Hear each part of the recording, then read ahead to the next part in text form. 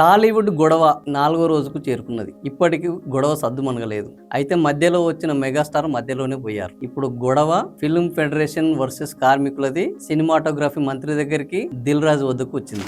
మరి ఇప్పుడు ఏం జరగబోతుంది మాట్లాడుకుందాం. ఈ రోజు తెలంగాణలో అత్యంత వివాదాస్పద అంశంగా మారింది film federation versus producers council. ఈ కార్మికులు పేదోళ్ళు పెద్దోళ్ళు వీళ్ళిద్దరు కొట్లాడుకుంటుంటే అటు ప్రభుత్వము సినిమా పెద్దలు ఎటువైపు ఉన్నారు అనే చర్చ కొనసాగుతుంది. కార్మికుల డిమాండ్లు సరైనవని కొంతమంది అంటుంటే, లేదు కార్మికుల డిమాండ్లు గొంతెమ్మ కోరికలని ప్రొడ్యూసర్స్ అంటున్నారు. సో ఈ నేపథ్యంలో ఈ పంచాయతీ చిలికి గాలివానగా మారి లేబర్ కమిషనర్ వద్దకు వెళ్ళింది. అక్కడి నుంచి మెగాస్టార్ వద్దకు వెళ్ళింది.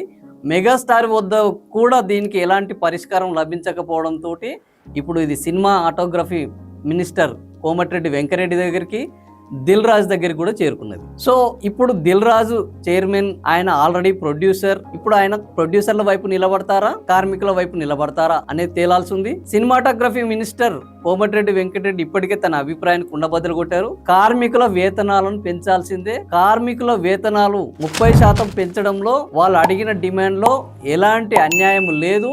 దాన్ని ప్రొడ్యూసర్లు ఖచ్చితంగా పాటించాలన్న పద్ధతిలో కోమటిరెడ్డి వెంకరెడ్డి మంత్రి మాట్లాడడం జరిగింది. సో ఇప్పుడు దిల్ రాజు కోమటిరెడ్డి వెంకరెడ్డి మంత్రితోటి ఏకీభవిస్తారా విభేదిస్తారా, లేదా కోమటిరెడ్డి వెంకరెడ్డి మంత్రినే తన వైపు లాక్కుని ప్రొడ్యూసర్ల వైపు చేరుతారా అనే అనేక అంశాలు ఈ రోజు చర్చకు రావాల్సిన అంశం ఉన్నది. మొత్తానికి షూటింగ్లు ఎక్కడికక్కడ ఆగిపోయాయి. నిన్న సారథి స్టూడియోలో ఒక కాస్ట్యూమర్ ఈ బంధుని కాదని షూటింగ్ లో పాల్గొనడంతో ఆయన మీద దాడి కూడా చేయడం జరిగింది. సో ఇలాంటి విధ్వంసకర పరిస్థితిలోకి ఈ రోజు టాలీవుడ్ వెళ్ళడం అనేది నిజంగా టాలీవుడ్ కు ఒక సిగ్గుచేటు. ఈ రోజు ప్రపంచ స్థాయికి టాలీవుడ్ సినిమా వెళ్ళింది. కానీ టాలీవుడ్ సినిమా నిర్మాణానికి కారణమైన కార్మికుల జీవితాలు మాత్రం రోజుకింత అధ్వానంగా మారుతున్నాయి. కనీసం వాళ్ళ పట్ల సానుభూతి లేకుండా ఈ రోజు టాలీవుడ్ వ్యవహరిస్తుందన్న విమర్శను ఎదుర్కొంటుంది. ఈ నేపథ్యంలో ప్రభుత్వం కోర్టులోకి వచ్చింది.